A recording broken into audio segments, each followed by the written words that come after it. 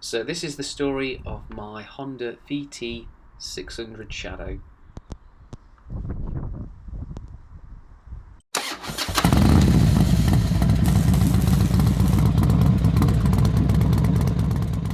Right then, so regular viewers of the channel, you may have seen this bike in the background or some of the videos in the past of me actually working on it. This is my 1991 Honda VT600 Shadow. So I've owned this now for just over a year. So I purchased this in February last year.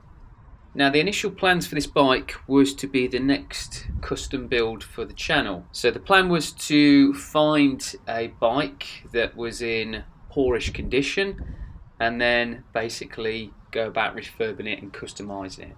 Now, as you can see, the bike has had a bit of a tough life. When I came to pick up the bike had been stored outside for close to 10 years. It was open to all the elements, and as you can see from the video as well, nature had started to grow back and kind of claim it back as well.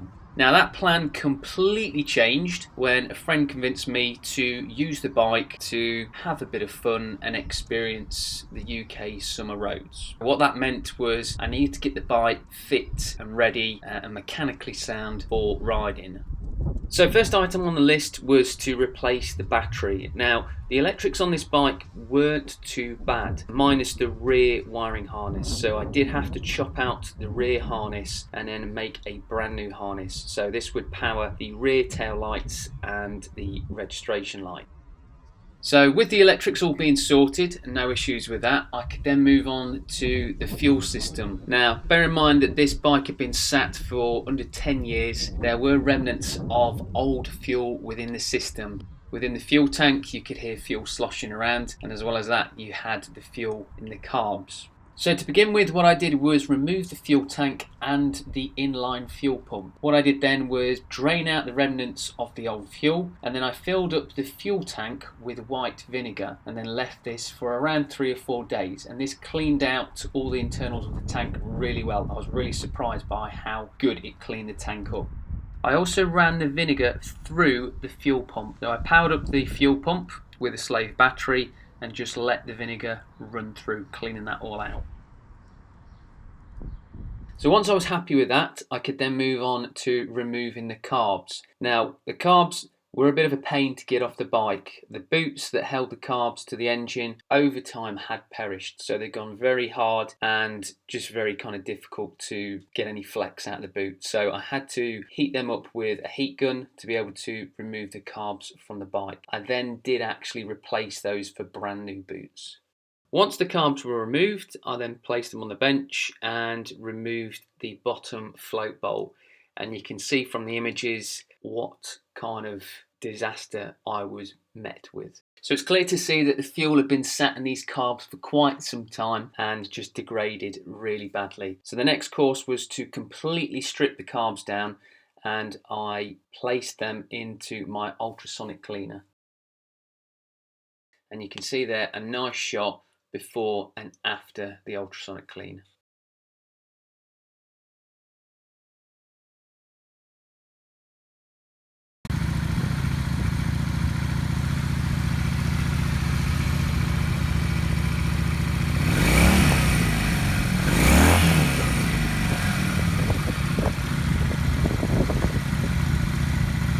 So the next item on the list was the clutch. So the clutch pack had actually seized. So because it had been sat in the engine case with no oil circulating around it, it was bound to happen. So initially what I was going to do was pull the clutch pack out and just kind of free it up and give it a bit of a clean.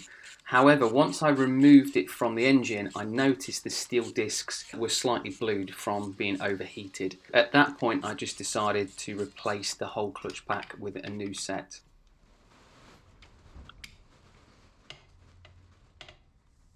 Another item to contend with was the fork seals. So the seals have become very fatigued and deteriorated and were pretty much just falling to pieces. You could also see the fluid had leaked out of the forks as well. There was also a lack of any kind of dampening on the front suspension.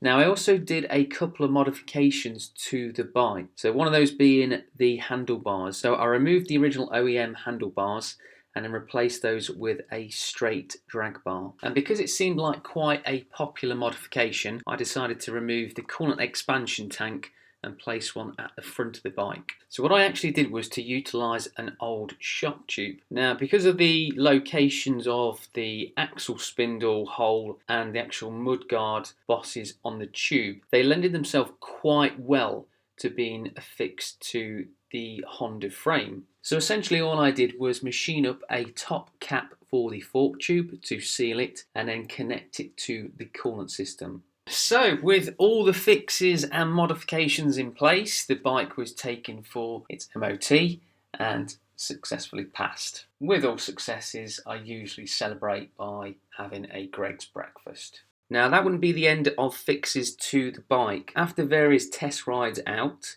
it started to lack a bit of performance and eventually it would just drop down to running on one cylinder. So I ran through the usual checks, so checking for spark and then checking for fuel. I'd had to go a bit deeper than that and eventually I would then have to remove the carbs. And what I found was more remnants of old fuel being flushed through the system. So even though I cleaned the system quite thoroughly, there was always going to be remnants of old fuel in the fuel lines or possibly even in the very bottom of the tank.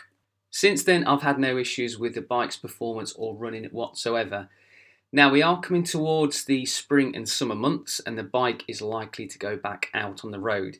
So before it does, I'm going to strip down the carbs again just to have a bit of a look for peace of mind, make sure everything's kind of clean and tidy. Finally, now that the bike was in good rideable condition, it was time to get it out on the open road and give it its first real test. So we planned a trip from Hinckley all the way over to Aberystwyth in Wales. Now for a car to make this journey, it's just under 150 miles and in around 3 hours and 15 minutes. Obviously riding on bikes this would take us a little bit longer just because we were using alternative routes which are more suited for motorcycle riding. So this was a fantastic journey to go on and a real test for the bike.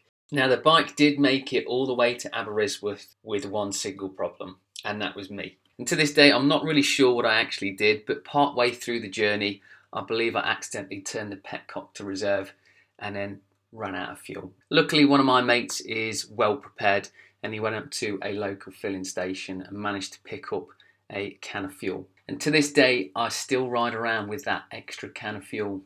So throughout the summer, the bike and myself went on various different routes and tours throughout the UK. I am really glad that my mate convinced me to get the bike up and running and back on the road before it just went straight into the garage where I was just going to strip it down and start customising it. So in summary, this has kind of led me down a bit of a different path when it comes to motorcycles. Usually I'm quite fond of just working on them in the garage and tinkering around in there. However, being able to get out and explore the UK last summer was brilliant. I really thoroughly enjoyed it. It has been something I've done in the past, but again, just to rekindle that was fantastic. What does this mean for the future? You'll have to wait and see.